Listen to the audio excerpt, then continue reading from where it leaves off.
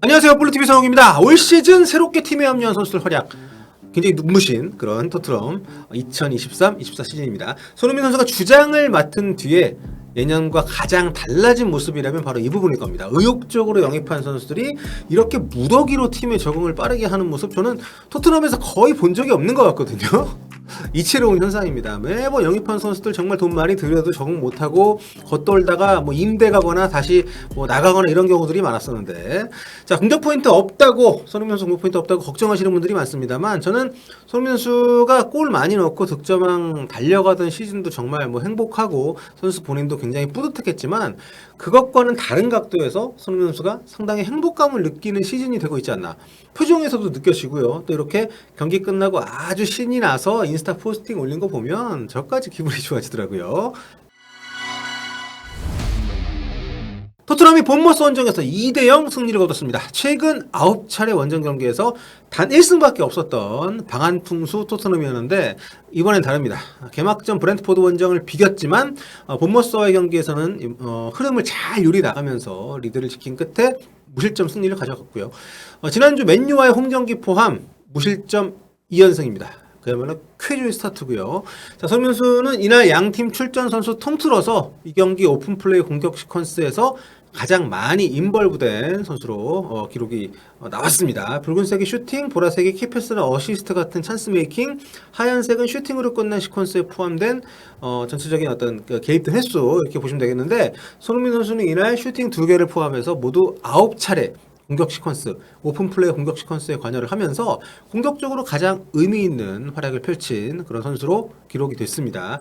2위가 7차례 포로하고 이제 클루셉스키, 다음이 슈팅 4개 포함해서 총 6차례 인볼브 됐던 이제 메디슨인데요. 메디슨의 경기를 보면 상당히 그 플레이를 많이 주도하고 공격 작업을 많이 이끈 것처럼 보이지만, 메디슨이 관여했던 공격 그 시퀀스들은 슈팅으로 마무리가 안 됐다, 이렇게 보시면 됩니다. 이 스탯의 의미는요.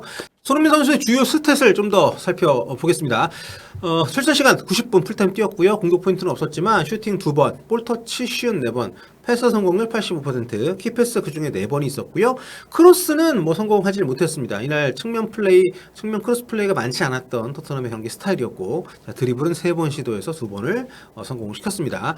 그리고 옵타, 제가 맨날 OPT라고 있는데, 옵타 데이터를 활용해 축구 데이터 콘텐츠를 제작하는 그라운드 빅풋에서 제공해준 자료에 따르면요, 이날 손흥민 선수의 볼터치 영역은 이렇게 공격 진영 전체에 골고루 퍼져 있었습니다. 슈팅은 2차례밖에 안 했습니다만 기대 득점이 합쳐서 뭐 0.04에 불과할 만큼 득점으로 이어질 만한 기회는 직접적으로 본인이 마무리 시도를 안 했다고 봐야 되는 거죠. 다만 키패스가 4차례 많이 있었고요. 상대 박스 안에서의 볼터치도 좀 많았기 때문에 공을 실제로 만진 전체 볼터치 횟수에 비하면 상당히 의미 있는 그런 공격 작업에 좀 많이 관여를 했다, 이렇게 볼 수가 있겠습니다. 자, AI 평점 보겠습니다. 후스코어드는 이제 후토크 때 저희가 소개를 해드렸으니까 나머지 2곳 볼게요. 포트몹에서는 셉세비가 스타맨으로 선정이 되면서 8.2를 받았습니다. 비카리오 골키퍼하고 동률이고요. 그 다음이 손흥민, 비수마, 로메로, 메디슨, 이렇게 4명이 8.0을 받았습니다. 히샬리송이 선발 출전한 토트넘 선수 가운데서는 유일하게 6점대 점수를 받으면서 가장 낮은 점수를 기록을 했고요. 자, 소파스코어입니다. 손흥민 선수는 여기서 토트넘 최고점을 받았습니다. 이날 결승골을 넣었던 메디슨과 함께 나란히 8.0을 받아서 1위고요. 그 다음이 추가골의 셉셰비아 포로, 그리고 로메로, 이렇게 3명이 7.7점을 받았습니다. 사이트마다 점수가 좀 다르죠. 좀 흥미로운 부분인데, 눈여겨볼 것은 손흥민 선수가 그만큼 의미 있는 경기원유 지표들을 많이 좀 만들어냈다, 이렇게 해석을 하면 될 것 같습니다. 자, 극도로 부진하던 원정 졸전의 흐름을 깬 본머스전 현지 매체 평점 살펴보겠습니다. 자, 개막 3경기 무패, 2승 1무. 자, 골득실로 지금 중간순위 선두입니다. 또 뭐 이번 라운드 끝나면 바뀔 수도 있겠습니다만. 자, 4개 매체 평점 살펴볼 텐데요. 이브닝 스탠다드, 구영민, 풋볼 런던, 그리고 스카이 스포츠입니다. 4개 매체 전체 평점을 종합을 했을 때 평균적으로 가장 높은 점수를 받은 것은 메디슨입니다. 8.75 최고점 받았고요. 히샬리송이 5.25점. 최저점을 받았습니다. 손흥민 선수는 6.75점. 전체적으로 낮은 점수죠. 끝에서 2번째. 아무래도 기대치가 높다 보니까 뒤에 보면 이제 그 각 매체 평가에도 나오는데, 항상 손흥민 선수가 약간 좀 뭐 포인트 없고 이러면은 최고는 아니지만 이런 얘기가 꼭 들어가거든요. 최고위는 미치지 못했지만 뭐 이런 거 아직 최고는 아니지. 그 얘기 또 나옵니다.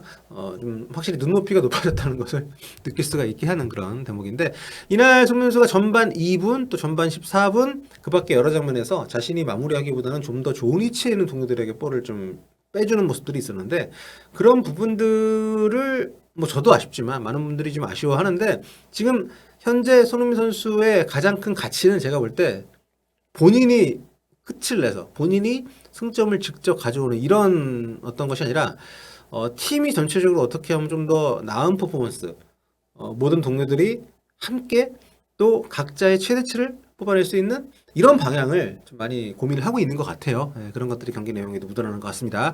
자, 먼저 구영민을 보겠습니다. 안제 포스테코글루 감독에게 9점을 줬습니다. 유일하게 이제 감독 평점을 주는 매체인데 본머스의 초반 압박을 잘 버텨내면서 훌륭한 경기력을 선보였다. 적시에 중요한 교체를 단행하면서 마지막 30분을 통제를 잘했다. 굉장히 좀 적절한 평가인 것 같습니다. 이날 그 제가 경기 전에 입중계 때 말씀을 드렸죠. 지금 이 안도니 감독이 라요 바이에카노 이끌 때도 그렇고 상당히 앞쪽에서 상대 박스 안쪽 아니면 박스 입구 이쪽에서부터 압박을 상당히 거세게 하는 팀입니다. 그래서 지난 시즌과 달리 포스테코글루 감독의 축구가 골키퍼가 개입이 되는 빌드업을 많이 하는 팀이기 때문에 그 압박에 상당히 좀 어려움을 겪을 수 있었거든요. 근데 그걸 잘 좀 타압박을 해냈고 거기서부터 어떻게 보면 토트넘의 경기가 잘 풀렸다고 볼 수 있을 것 같습니다. 그리고 아주 적시에 중요한 교체들을 과감하게 단행을 했고 이게 그 이후 흐름을 좀 다시 가져가는데 토트넘에게는 상당히 좀 큰 그런 도움이 됐기 때문에 적절한 평가라고 봅니다. 자, 손흥민 선수에게는 6점밖에 안 줬습니다. 활발했지만 여전히 최고의 기량과는 거리가 있다. 토트넘 추가골 빌드업 과정에서 우도기와 멋진 원투를 보여줬다. 네, 이게 좀 약간 앞뒤가 안 맞는 그런 평가네요. 그렇죠? 여전히 최고의 기량과는 거리가 있다. 그러니까 모르겠습니다.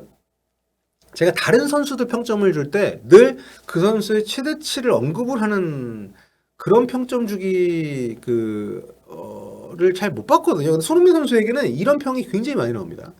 이게 뭐 긍정적으로 보면 그만큼 기대치가 높다라고 볼 수 있지만 뭔가 좀 어떤 스테레오타입 손흥민 선수에게서 스테레오타입의 활약을 좀 강요하는 느낌까지 좀 들어서 저는 오늘도 충분히 나쁘지 않았다고 보거든요. 동료들이 놓쳐가지고 공격 포인트를 기록하지 못한 어시스트도 있었고 그 외에 또 전체적으로 팀의 어떤 역량을 끌어내기 위한 움직임들을 많이 가져갔었기 때문에 좀 약간 빡빡하지 않나.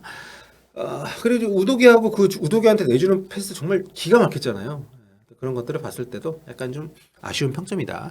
히샬리송에게 5점을 줬습니다. 몇 차례 긍정적인 움직임도 있었지만 골 찬스 여러 번 날렸고 자신감을 잃은 것처럼 보였다. 후반전에는 우스꽝스럽게 공을 밟더니 본모스 선수를 때려서 불필요한 카드까지 받았다. 이게 좀 서로 다른 상황이었죠. 아무튼 후반전에 갑자기 전반전에 움직임이 나쁘지 않았는데 후반전에 폼이 너무 떨어져가지고 생각보다 빠르게 교체가 됐습니다. 자, 제임스 매디슨에게는 9점을 줬습니다. 놀랄만한 정말 놀라운 퍼포먼스였다. 구영민이 많이 놀랐네요. 자, 토트넘의 선제골을 터뜨린 것을 비롯해서 끊임없이 상대를 위협했다. 이날 매디슨의 활약은 이건 만장일치라고 봅니다. 정말 압도적인 활약을 보여줬고요. 특히 이제 삼성까지 내려와서 이날은 빌드업에 깊숙하게 관여를 했는데 전체적으로 아주 부상으로 못 나올 가능성이 있었다는 얘기를 들었던 것과는 완전 상반되는 좋은 경기력을 보였습니다. 매디슨의 창의적인 움직임과 기량을 본머스가 제어하지 못했다고 평가를 덧붙였습니다. 다음은 추가골, 쿨루셉스키입니다. 8점. 영리한 니어포스트 움직임에 이은 좋은 마무리였다. 해리케인이 없는 상황에서 쿨루셉스키의 득점력이 필요하다. 자, 이브 비수마에게 8점 줬습니다. 비수마가 진짜 포스테코글루 감독의 올 시즌을 정의 내릴 수 있는 아주 상징적인 그런 주전 도약이 아닌가.